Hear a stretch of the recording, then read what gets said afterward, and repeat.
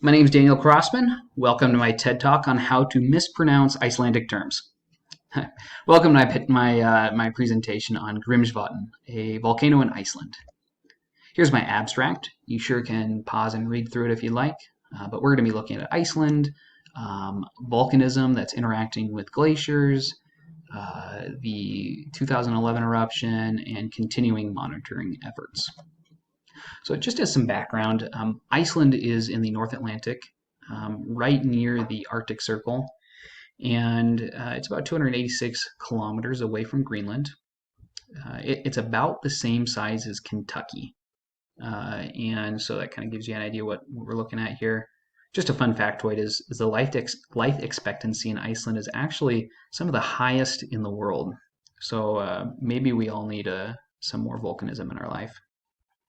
The next factoid gets closer to what this presentation is on, and that's that 100% of the electricity comes from from renewable energy. I think it's 99.9% of it, and 9 out of 10 houses are directly heated with geothermal energy, which comes from the uniqueness of Iceland and how it was formed and where it's situated. So there's two things working here. There's a divergent boundary and a hotspot. So the Mid-Atlantic Ridge, and I think most of you know, runs straight through Iceland. You can see in the figure the dashed red line. You can see the fault zones. You can see which way the plates are being pulled. The North American plate on the left and the Eurasian plate on the right, being pulled at about 2.5 centimeters a year. You can see that one of the unique things is it runs straight through Iceland, and you can actually see it on land. You can actually see it in Thingvellir National Park, which holds that notoriety, as well as being the place where Icelandic Parliament was created and first held from 930 AD till like the late 18th century. So another thing going on here is the hotspot, and it's that interaction between the hotspot and the divergent boundary that makes this really, really unique.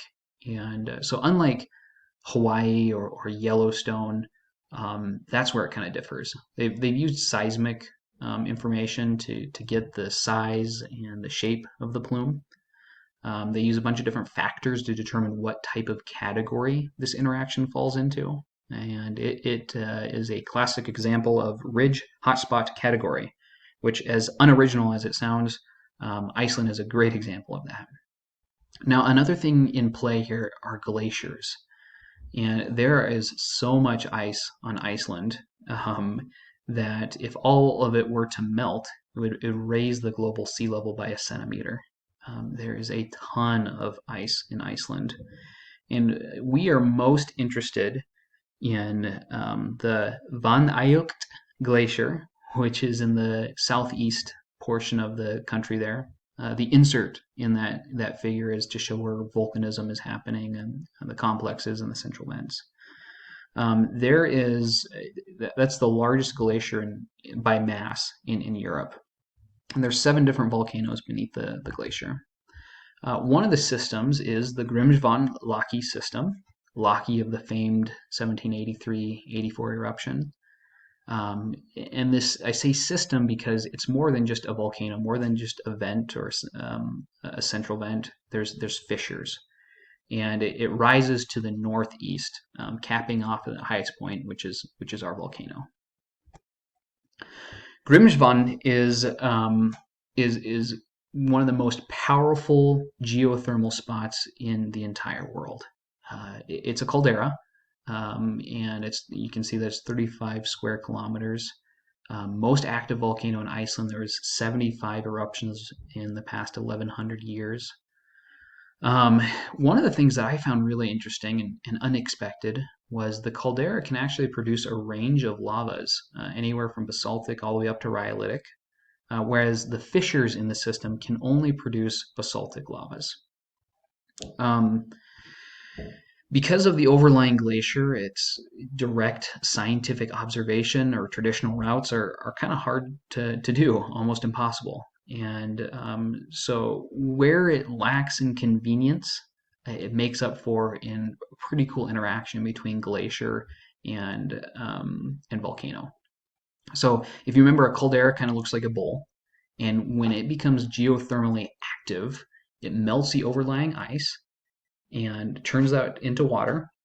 That water fills the caldera, causing subsidence.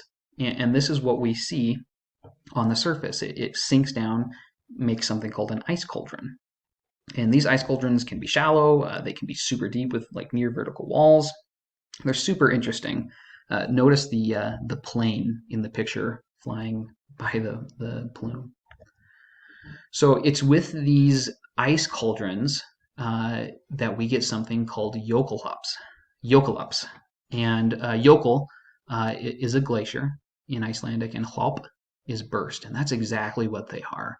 When that water fills up, there's pressure being exerted on the overlying glacier and the caldera. And eventually it gets so great that something has to give, something has to break.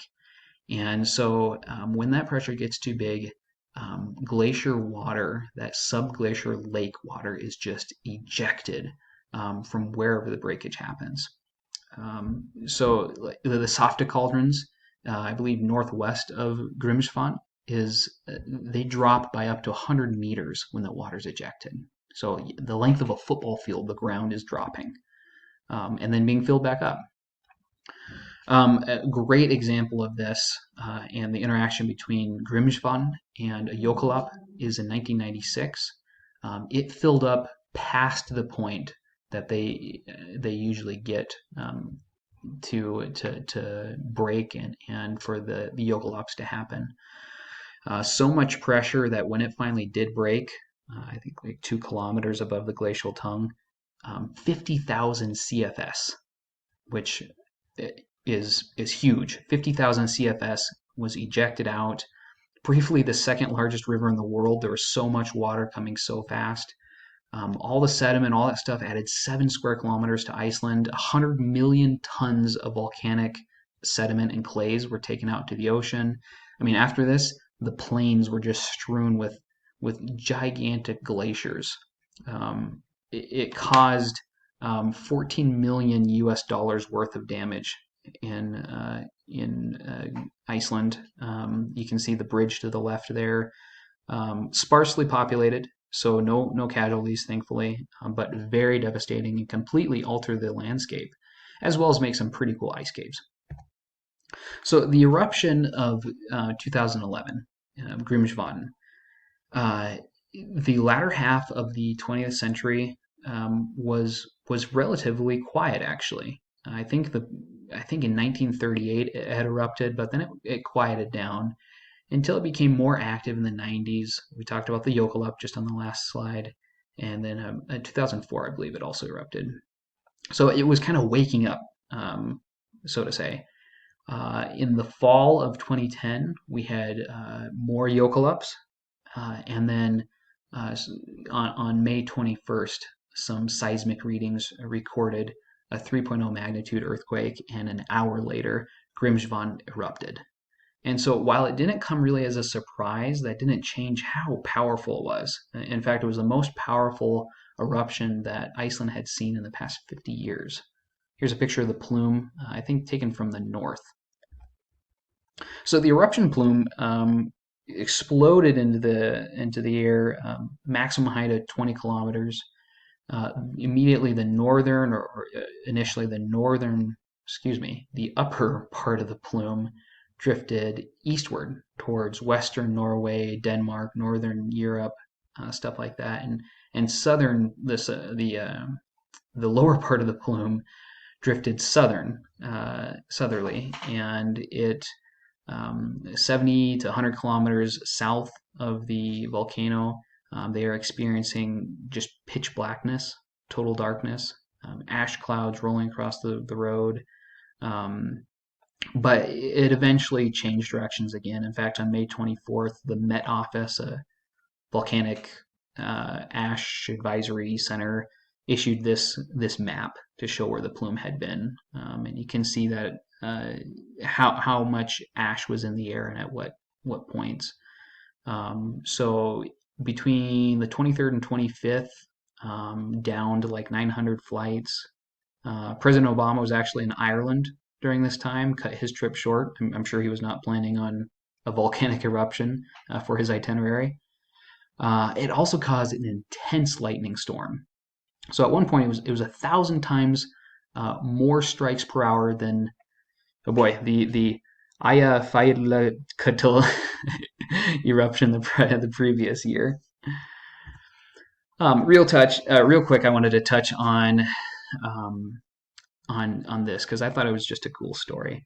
The British Geologic Survey utilized something called citizen science, where they called on citizens to send in any ash that they had, and they sure received it. Within a few weeks, they had over about 200 samples, and they received it in all forms, anything that had ash in it. So bottles of rainwater, sticky tape, tissue paper, sponges, all kinds of stuff. And so along with that sticky tape, they would also receive some bugs and all kinds of fun stuff.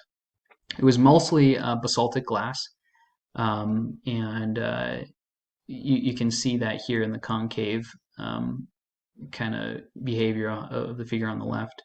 Both of these samples were sent in from schools in Scotland. The one on the left was sent in from a secondary school, and the one on the right was sent in from a grammar school, which I think is really cool. Notice the cubes in the figure to the right. That's halite, and that's from interactions with seawater. So there is continued monitoring, of course, in Iceland. It is heavily monitored, not just Grímsvötn, but all of Iceland. Anything from seismic stations to strain water stations to infrasound, which is used like low frequency sound to do monitoring, to Sela meters, which like monitor the heights of clouds, to hydrological station. I mean, you name it, they got it. In fact, if you look online, just search webcam of Iceland, you can get webcams of Icelandic volcanoes. So the next time you hear of an eruption happening, you can go there and check it out. So all of this, I'm sure, like many of you, you could spend a long time talking about what you learned. It just really increased my appreciation for Iceland and the volcanism happening there. So, despite the fact that I definitely went longer than I was planning on it, I hope it did the same for you. So, have a good day. Thank you.